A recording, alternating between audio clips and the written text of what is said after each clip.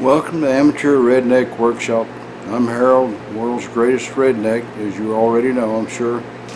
And I just got through watching Mr. James Clow of Clow 42 put a X-axis power feed on his mill. Well, I don't need an X-axis power feed on mine because it came with it, but I wanted a Y-axis when I ordered it and they were out of stock. And I come to find out later that I wanted a Z-axis power feed even more than the Y. Now the power feed makes a much smoother cut than cranking the thing by hand, so I've got the equipment here. What we're going to do, we're going to put on the X-axis power feed today, and we'll get a little look at that here in just a second. So, not having received anything but the X-axis already installed on the machine, I went ahead and ordered two power feeds. One's a Z and one's for the X. And if you look at the numbers on them, that one says AL500PZ. And this one over here, he says AL500PY. So, at least I can tell them apart from the box. We're going to do the Z-axis first because that's the one that pooped me out yesterday. So, that's the first one that's going to be done. When I first opened the manual, this is what I saw. I thought, oh no, but I thumbed through it until I came to this. I can handle this. We're a little bit of a scared first. Alright, here's the goodies that come in the box with it. You've got rails for the limit switch, of course the unit itself, a new collar to mount it on, a little brass gear that's got teeth on it, a shaft extension, and the parts for the power feed stop. Okay, of course attached down here on the end of it is the stop unit itself. Okay, now we need to start tearing things apart. Well, the first order of business is to remove the stuff that's already on here, like this bushing and this guy here, which is my collar. I'm going to set this right here on the vise. Alright, to get this thing off, you have to understand I had to interfere with these guys because it just didn't want to come off. And screw this guy, which takes a lot of doing. There's a lot of thread there. And here's your key. It came out with it. Set it down right here, the key right there. This guy should fall out. There we go. Now then, apparently that's all that you have to take apart. Now you've got to put the stuff back together. Alright? And that means putting this guy on there. It's got a couple of extra screw holes just for the power feed, and I think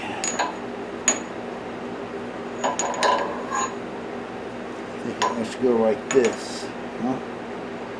Yeah, I believe so. Alright, so let me find enough screws and we'll screw it down. Okay, so when you got this much closer, turn this where you can see. This guy has two small screw holes which are going to hold the piece on here, and I'm not sure if I want it set straight up and down or at an angle, but I've looked at other people's stuff and they have them on an angle. So apparently that's the way we're going to wind up with it. I'll have to figure that out. They didn't give me new screws for this. I guess they expected me to use my old ones, and that's what we're going to do. But as I was saying before, this thing the holes line up a little bit at an angle because apparently they want it installed at an angle. Alright, I think this wrench is not the right one. And this one is smaller, so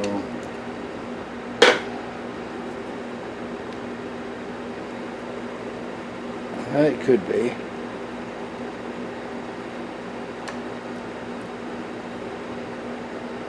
All right, we've got that much put together. Let's go and get another piece. All right. Okay, so apparently I need maybe to unscrew this little nut off of there. Maybe I do and maybe I don't.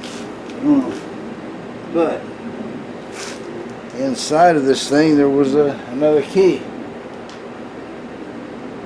That's not very encouraging. When I turned it over, it fell out. All right.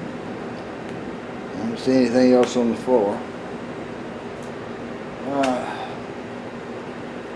I'm not at all sure about that key.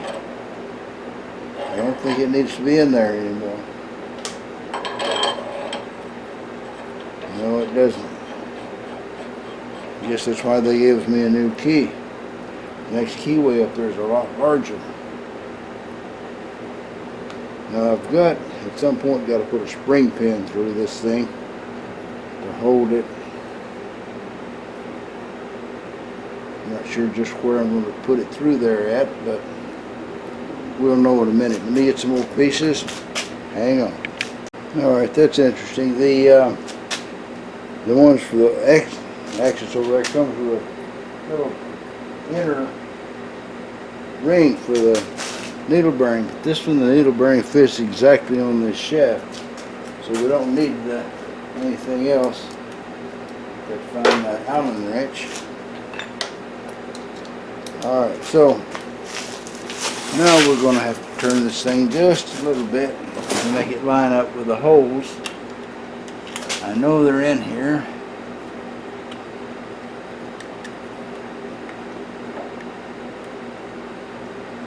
Hang on. I'll just orient myself to where they're at and then shove it back on there. Okay, I see it.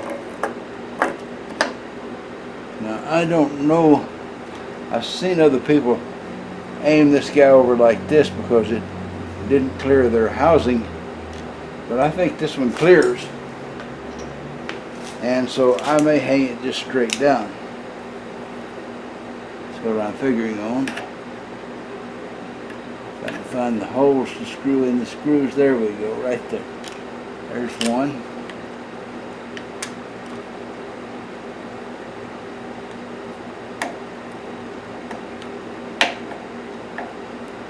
Alright, another screw.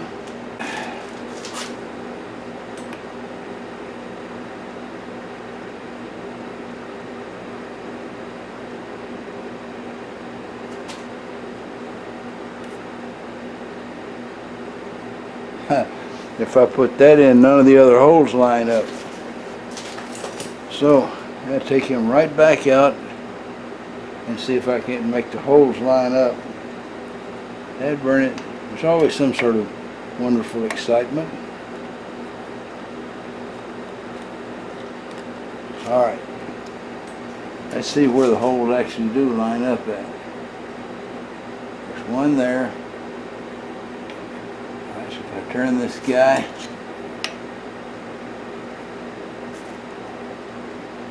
there's a hole. And there's a hole. So he does have to lean over. Apparently they intended that. So, bring him around until I find that hole.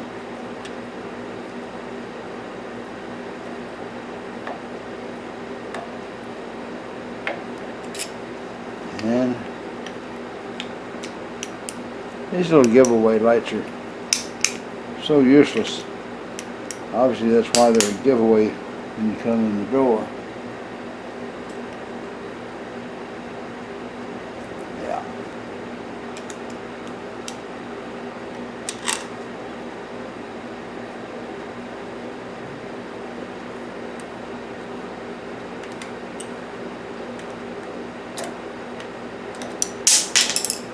Okay, I'll screw these down. There's no use watching me fumble along screwing them on. Now this little gear comes with lots of shims so you can get the right distance there on this little gear down underneath. So let's shove that up there. Let me take this off so it doesn't turn while I'm trying to turn.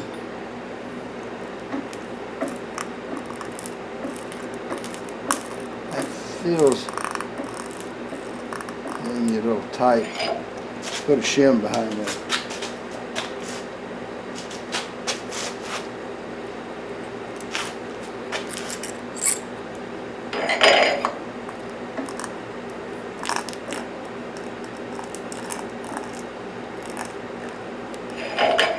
I'm going to play with the shims a couple of minutes, see how much I need.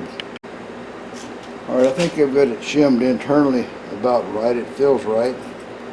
So let's try this external shim. Where's my collar? Where did I put it? Here we go. Need more shims. I just want to keep it from rubbing on the housing there. I think it was originally intended to do that. I must be well clear of it. Alright, let's screw this on and see what it looks like. My nut's not going to work. Gotta use their nut.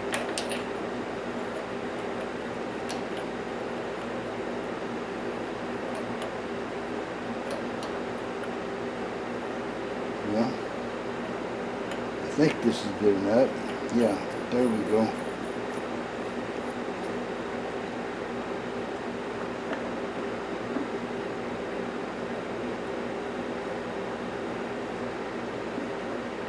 Yeah, it's not touching, so that's good. Well, the next thing we've got is this little guy right here.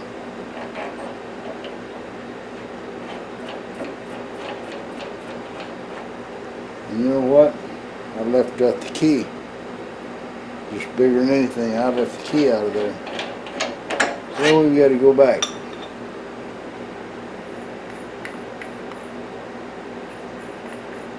Okay, pull this out. Yeah.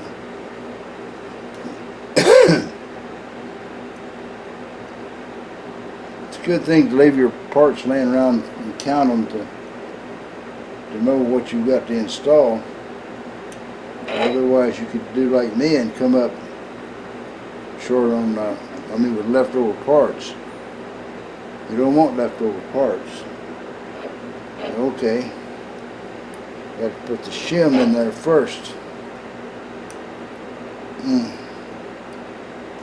That'd burn it.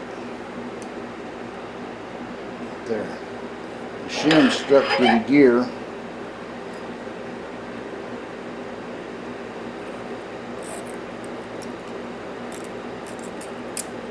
There. Put the key back in.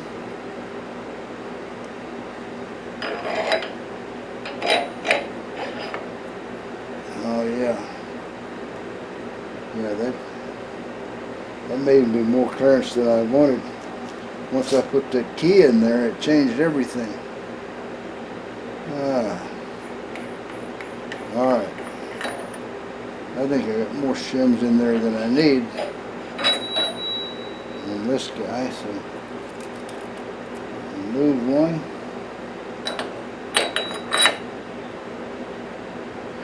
Remove another one.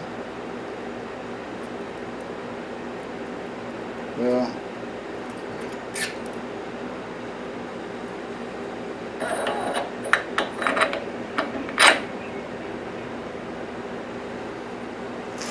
that's better. I don't want a big dirt gathering gap.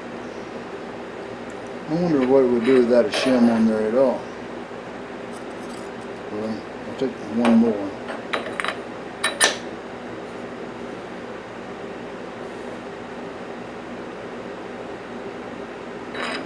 Now I need one more.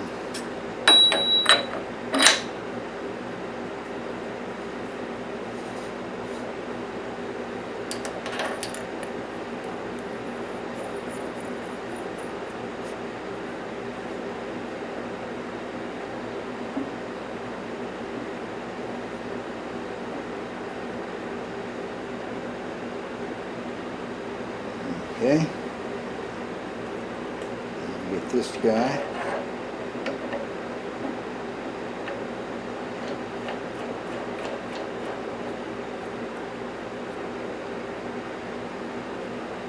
Alright, now I'm going to go back and look at the instructions again. Well, it feels like all of the shims are correct, and I have operated it. And there's no gear grinding, as I can tell. So, I guess at this point, they want me to drill a 5mm hole there and put a spring pin in it. Of course, I don't have a 5mm anything other than the spring pin they've supplied. I guess the only thing left for me to do is take this off, drill a hole right in the center of it,